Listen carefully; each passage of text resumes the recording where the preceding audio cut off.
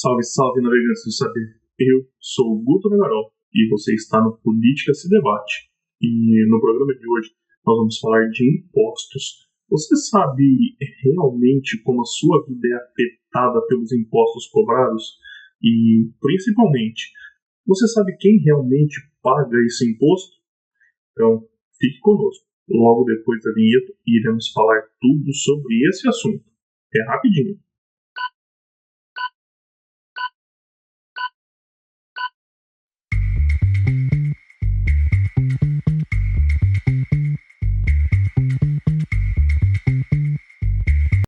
Hoje eu gostaria de falar com vocês sobre impostos, mas eu gostaria de fazer isso de um jeito diferente, de uma forma não tradicional, com uma visão única. E ao final eu vou responder a pergunta-chave do vídeo. Mas afinal, quem é que paga o imposto? Se você quer saber mais, fique até o final. Irei responder essa e muitas outras perguntas. Duas reformas consideradas essenciais para o Brasil têm tomado conta dos debates. Uma delas é a reforma política.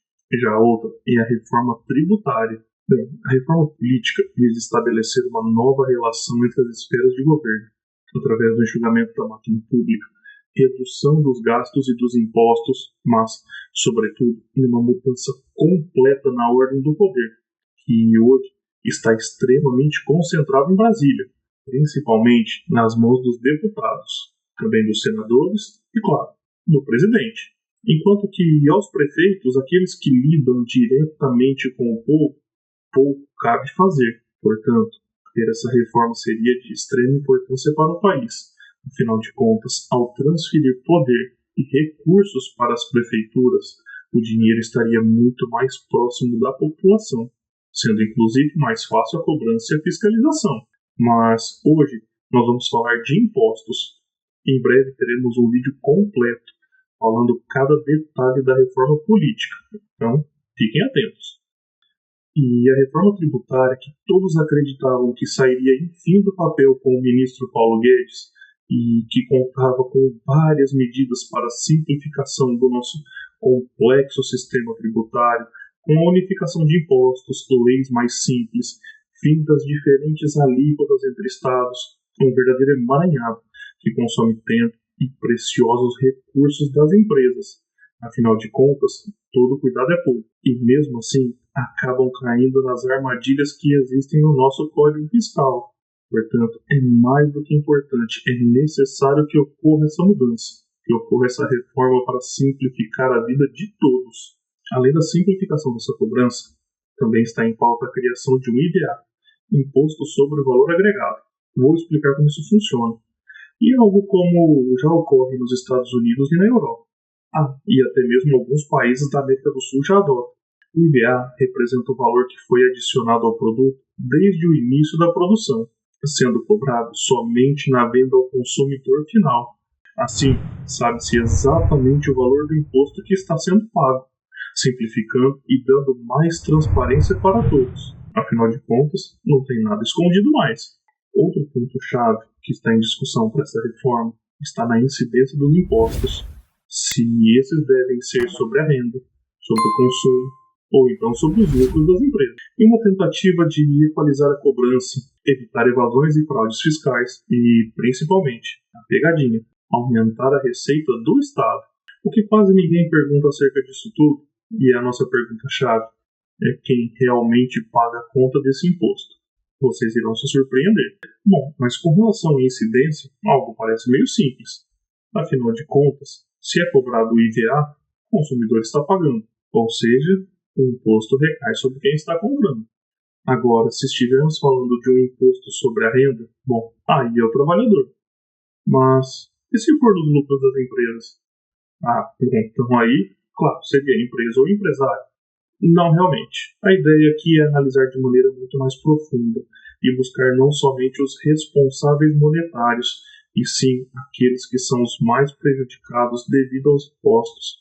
Afinal de contas, por trás de todo o imposto cobrado, por trás de cada ação econômica, existe um sujeito que está oculto, alguém que geralmente não aparece, e que esse sim é o prejudicado. Fiquem conosco.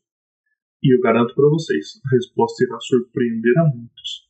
Mas já deixe seu like, se inscreva no canal, ative o sininho para receber as notificações de vídeos novos.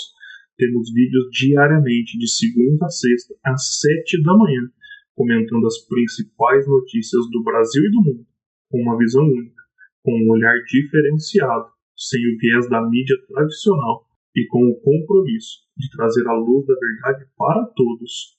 Bom, mas voltando. Se a resposta fosse assim tão simples como falamos anteriormente, o problema claramente estaria muito perto de ser solucionado.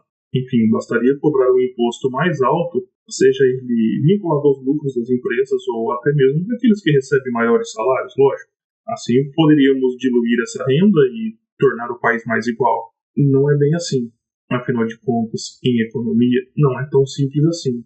Precisamos ir mais além disso que estamos vendo. Precisamos analisar os efeitos que não estão claros, os efeitos que são consequências disso e que, geralmente, os principais analistas econômicos e especialistas ignoram e deixam de lado. Mas aqui nós mostraremos. Bom, uma das formas que o governo teria então seria cobrar daqueles que ganham mais, seja as empresas com maiores lucros ou os trabalhadores com maiores salários. No entanto, a resposta não é tão simples assim, porque aqui algumas novas questões se abrem. Qual seria o valor dessa renda ou lucro que o governo iria determinar para cobrar essa maior alíquota de imposto? Qual seria a renda que seria isenta? Bem, vamos tomar aqui como base o valor de R$10.000. E todos aqueles que ganham acima desse valor teriam então uma alíquota de 20%, e aqueles que ganham abaixo não pagariam nada. Nesse caso, trabalharemos apenas com esses dois cenários. Aqueles que ganham acima de 10 mil pagam 20%, e os que ganham abaixo não pagam nada. Isso se dá apenas para simplificar a nossa análise e mostrar para vocês os efeitos possíveis. E supondo que um funcionário ganhe exatamente R$10.000 e ele deva pagar 20%, o que vocês acham que iria acontecer? Bom, aqueles que recebem um valor muito próximo desse valor de corte, desse valor fictício estipulado de R$10.000, teriam um incentivo para fraudar o governo, para fraudar os seus ganhos. Então, poderiam entrar em acordo com as empresas, receber uma parte dos seus salários de outras formas, ou como um bônus, ou como benefícios, de maneira que não incida imposto, ou até mesmo pedirem para sofrer uma redução salarial, ou, novamente, se recusarem a uma promoção. Afinal de contas, para eles, às vezes vale mais a pena ganhar menos, pois não teriam que pagar nada para o governo. E com esse raciocínio, ele vale para os lucros e transações comerciais, como a venda de um imóvel e as mais diversas situações. Portanto, cada vez que o governo colocar uma linha limite ou tentar estipular um valor, ele estará incentivando pessoas a buscar um caminho para a fraude, e possivelmente muitas delas conseguirão. Vimos então que na renda temos problemas. Então, pensemos com o IVA, o Imposto sobre o Valor Agregado. Afinal de contas, todos nós temos que consumir. E no momento da compra do produto não há como sonegar.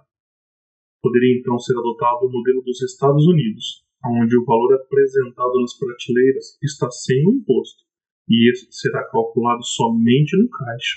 Assim, cada pessoa sabe exatamente o quanto está pagando de imposto, pois ao final da conta ele terá descrito dois valores, o valor dos produtos e o valor do imposto. Claro, para todos saberem.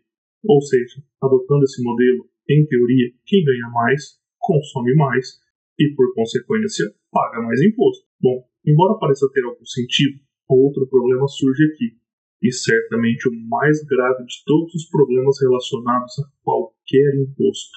Aqueles com menor renda destinam grande parte, para não dizer totalidade, de sua renda ao consumo, ainda que de itens para sua sobreexistência, para sua sobrevivência, restando muito pouco a eles para pouparem e alcançarem o melhor padrão de vida. Embora os defensores do Estado e dos impostos acreditem que esses podem reduzir a desigualdade, na verdade isso não acontece. Somente pioram essa situação. Para entender, portanto, como a tributação é na verdade um grande instrumento da desigualdade, deve-se olhar para toda a estrutura e tudo que se engloba, as mais diferentes formas de cobrança, a fim de respondermos à pergunta inicial. Enfim, qualquer que seja o percentual cobrado e a forma com que o imposto seja cobrado, os mais pobres sempre acabam pagando por eles. Seja por consumirem toda a sua renda apenas na sobrevivência, não lhes restando praticamente nada de poupança, seja ficando sem emprego. Uma vez que as empresas paguem mais impostos, menor será o valor disponível para contratarem. Eu vou explicar melhor cada caso. Apenas para lembrar, a poupança citada aqui não é somente aquela financeira, aquela conta poupança que temos nos bancos ou contas de investimento, mas sim tudo aquilo que é usado para a melhoria do padrão de vida do indivíduo, ou seja, aplicado em cursos, em melhor formação, seja na compra de um equipamento para esse se dedicar a um talento que possui, ou até mesmo começar o seu próprio negócio e incrementar a renda da sua casa. Portanto, eles são impedidos de obterem uma melhor condição de vida, pois agora, para pagar os impostos e pagar o alto custo do governo, sobretudo no Brasil, que é uma máquina pesada que consome 40% do nosso PIB, os mais pobres acabam sendo impedidos de prosperarem. Então, o melhor caminho a se tomar é buscar uma eficiência do governo, reduzir os impostos, cortar os gastos públicos e deixar o dinheiro na mão da iniciativa privada, com aqueles que produzem, com aqueles que geram renda, que geram riquezas para o país. E embora não haja garantia alguma que uma menor tributação sobre as empresas irá gerar diretamente novos empregos, podemos concluir que sim, de maneira geral, irá ocorrer. Pois, veja bem, esse lucro extra que fica a cargo da empresa, ou seja na mão daqueles que possuem melhores salários, que ganham mais, poderá ter somente três destinações. Uma delas, ser mantido no caixa da empresa ou na carteira da pessoa, ser investido na própria empresa ou, novamente, ser investido no indivíduo e, por último, retornar para os sócios na forma de lucro. Aqui falamos exclusivamente das empresas. Vejamos, então, os detalhes de cada uma dessas opções. Caso seja mantido em caixa, esse valor certamente será destinado a alguma instituição financeira. Afinal, ninguém quer correr o risco de ser assaltado, principalmente no Brasil. Uma vez que esse valor entra no nosso sistema financeiro, ele irá impactar diretamente as taxas de juros, provocando assim uma redução nas taxas, e que, por sua vez, levará a novos investimentos na forma de empréstimos. E tais investimentos acabarão por gerar novos empregos. E lembrando que investimentos aqui estamos falando de investimentos físicos e não daquele dinheiro que fica aplicado em banco. Falamos da vida real, de produção. Afinal de contas, ninguém tomaria um empréstimo para colocar o dinheiro na poupança. Bom, já vimos que o primeiro caso, então, impacta diretamente na produção. E no segundo caso, se a empresa decidir reaplicar parte do seu lucro e se modernizar. Bom, aqui então, essa demandará maquinário, demandará novos produtos, ampliará sua fábrica, precisará construir novos pátios, novos espaços, enfim, fazendo assim com que toda a roda da economia gire, pois todos os setores estão interligados. Como foi brilhantemente explicado e tem um vídeo, o lápis, que mostra como um simples lápis é capaz de unir todo o globo. Eu vou deixar o link para o vídeo aqui na descrição. Termine aqui primeiro e vá lá ver. Vale muito a pena. E por último, se a empresa decidir repassar esse lucro para os sócios, bom, duas são as possibilidades, mas que em nada diferem das anteriores. Pois, se esses empresários decidirem poupar, é o mesmo caso da empresa que mantém seus valores guardados em algum banco. Já se for destinado ao consumo para um bem próprio, seja roupa, uma casa, um carro, qualquer que seja a coisa, é similar ao caso da empresa que decidiu se modernizar. Afinal de contas, para produzir um bem, temos toda a cadeia interligada, de alguma forma, e irá movimentar toda a roda da economia. Portanto, independente da forma de cobrança, o que se deve buscar não é a arrecadação eficiente para o governo, mas sim encontrar alternativas para que os governos possam fazer mais, arrecadando cada vez menos, de modo a permitir que um maior valor esteja disponível para os agentes privados, e assim eles apliquem em empreendimentos realmente lucrativos, gerando realmente riqueza para o país. Cabe ressaltar, então, que toda e qualquer tentativa de reduzir a desigualdade através da cobrança de impostos, como nós vimos, terá por consequência o resultado oposto.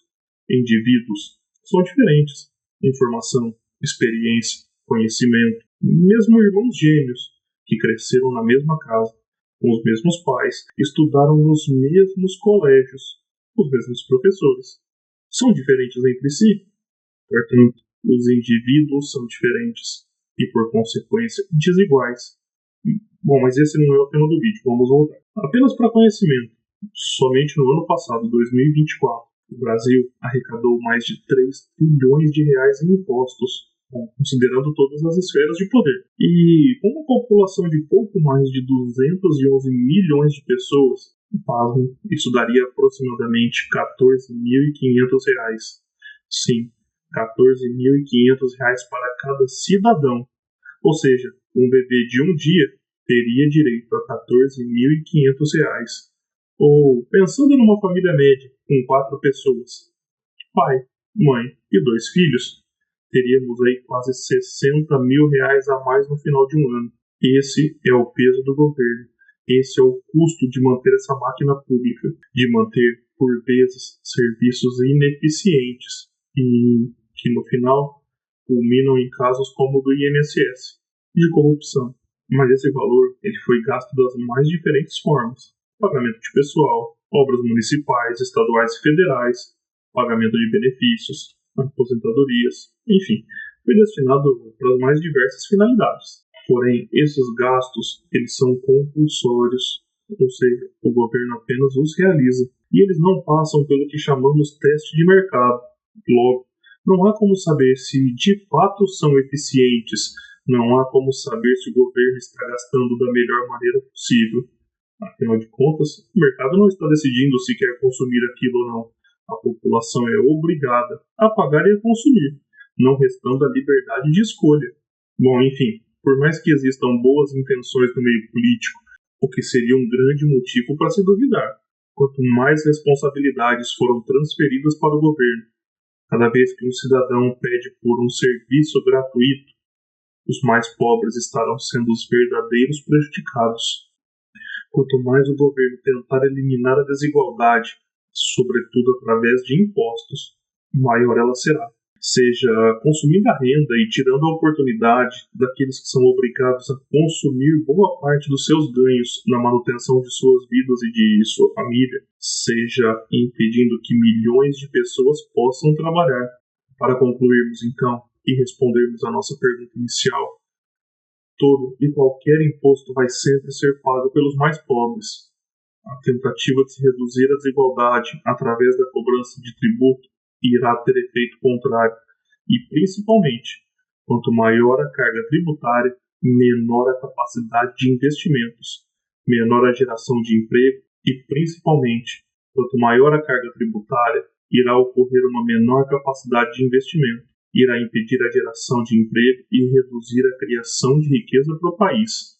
E se você gostou de saber como o governo, através de impostos, prejudica justamente os mais pobres, aqueles que eles alegam proteger, querem mais vídeos sobre economia, política, notícias comentadas com um outro ponto de vista, que não da mídia tradicional, que não de analistas convencionais, deixe seu like, se inscreva no canal e ative o sininho.